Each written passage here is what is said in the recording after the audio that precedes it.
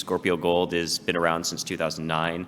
The company's got a pretty extensive history, producing over 300,000 ounces, generating over $250 million in revenue over the past 15 years. But as Chen also alluded to, it is a new company. We've kind of restructured, and we're pretty excited about the path forward. I will be making some forward-looking statements. I encourage everyone to take a look at you can read the statement on our website and in your own time. So ultimately, Scorpio is centered around two core assets, one being Mineral Ridge, the historic producing asset for the company, and two, Manhattan, which is more of a new story and really the focus of what I'll call Scorpio 2.0. Manhattan is a high-grade open pit historically mined by Echo Bay and prior to that Tenneco and Howard Hughes Corporation in the 70s and 80s. And today it is an exploration project mainly, but there is some infrastructure there that I'll talk about in a minute. And beyond that, there is a significant blue sky opportunity to build a multi-million ounce resource. Beyond that, Mineral Ridge is the historic producing asset, and there is some blue sky there as well, but it is still a permitted mine. There's still a lot of infrastructure there.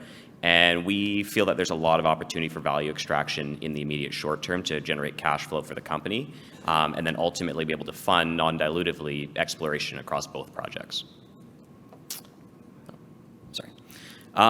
So just to kind of give it a little bit of overview on the team, myself, CEO and director, but beyond that, we've built a very great technical team as we've rebooted the company. Daniel Coons and Charles Funk have been a really big driving force behind us, as well as Harrison Pockrant as our VP of Exploration. I encourage you to meet Harrison outside. He's at the booth outside. And really, at the end of the day, Daniel and Charles have put their faith in the Manhattan project and brought a lot of value to the team, not only on the technical side, but also on the capital markets as well. I'd also like to highlight Bill Sheriff, who is the CEO of Encore Energy. Bill's been on this stage with myself before, representing Encore, but Bill has brought a lot to the table, especially with his extensive background in Nevada. I'll briefly just touch on our share structure. We have 109 million shares out. We are debt-free as of 2 weeks ago. We actually just converted all of our outstanding debt at a 100% premium to market. That was held by one of our directors and one of our largest shareholders. Beyond that, we've got a lot of support. Adrian Day's Euro Pacific Fund being one of our largest shareholders as well. And beyond that, a lot of high net worth mining individuals who've really put their arm into the company.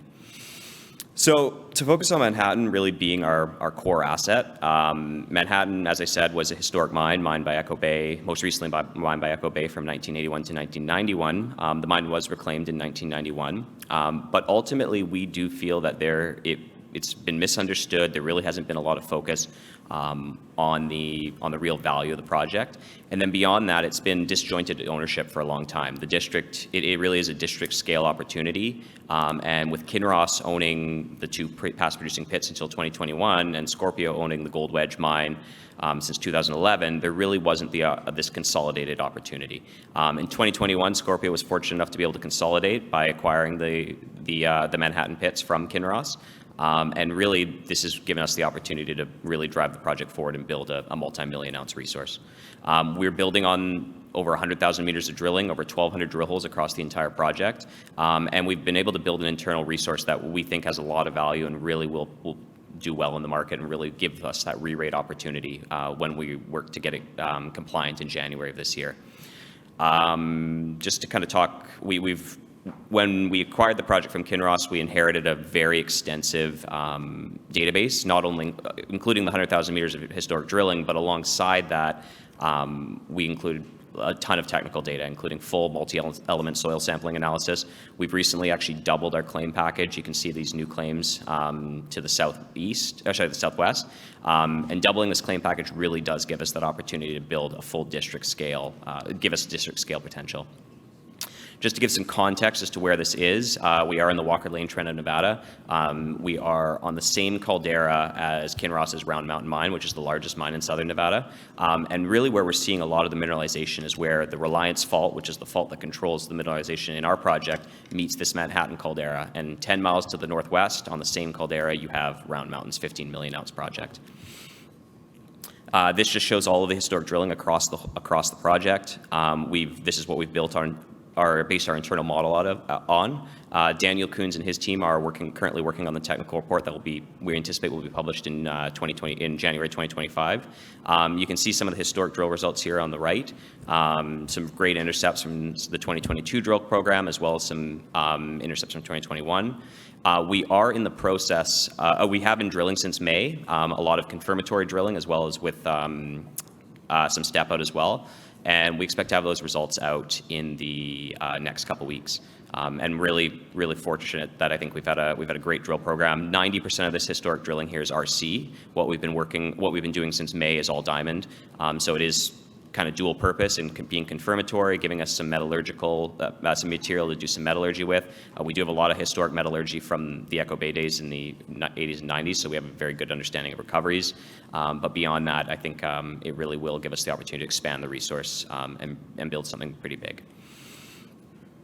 Just to kind of focus on near-term catalysts, one being the drill results that should be imminent in the next couple weeks, and then building on that, continuing to drill, and then working towards a maiden resource, which we anticipate will be a re-rate opportunity for the company in 2025. So as I said, Mineral Ridge has historically been the core asset of the company, but since kind of the restructure and building of Scorpio 2.0, it really has not been the focus.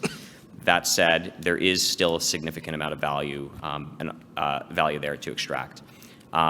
We have Mineral Ridge is located on the same, or is located in the same valley as the Clayton Valley Lithium Project, Albemarle's lithium project. That's one of the only producing lithium assets in the U.S. today, which makes the infrastructure and water rights that Scorpio has at Mineral Ridge very valuable. And that's just to give some context as to where it is.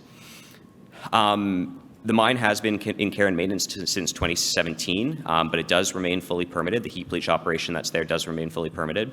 And in 2018, Scorpio did complete a feasibility study to build a 4,000 ton per day mill with a CIL plant that would give them 90% recovery versus the 65% recovery we've historically gotten off our pad.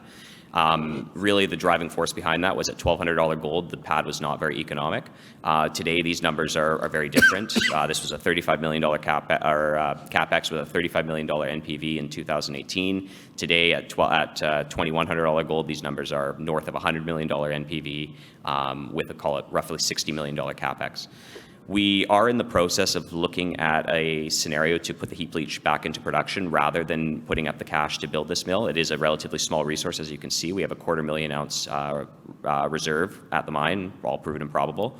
That said, with gold where it is today, there is the opportunity for value extraction, and we're currently in the process of working on an internal scoping study to look at putting the mine back into production using the existing heap leach and be able to generate some cash flow imminently. And when I say that, I mean we could be in production within 6 months. And ultimately, understanding that we really are focused on the blue sky opportunity at Manhattan, and we don't necessarily want to dilute ourselves and really dilute the team and the focus. We are looking at working with partners to put this mine back into production, so it minimizes our risk while also maximizing our upside. Just to kind of show some of the images of the infrastructure we have at Manhattan. One thing I forgot to mention earlier in the presentation is there is a 400 ton per day gravity mill that we also have that's fully permitted.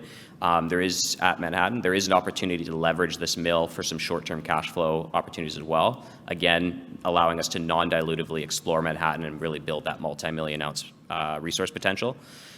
And beyond that, also leverage it for bulk sampling as we start further develop the Manhattan asset. At Mineral Ridge, again, a ton of infrastructure. This mine has produced nearly $200 million in revenue for the company since 2011. All this infrastructure remains. There's a full assay lab, ADR plant, multiple pits, full crushing facility, refinery, et cetera. And then ultimately, what I guess I'll sum up is that there are a lot of assets. There's a lot of companies in Nevada with this call it million ounce baseline resource, but very few of them have water rights. Very few of them have the infrastructure we have. Very few of them have the production history that we have. Scorpio really is well positioned. It's significantly undervalued from our perspective.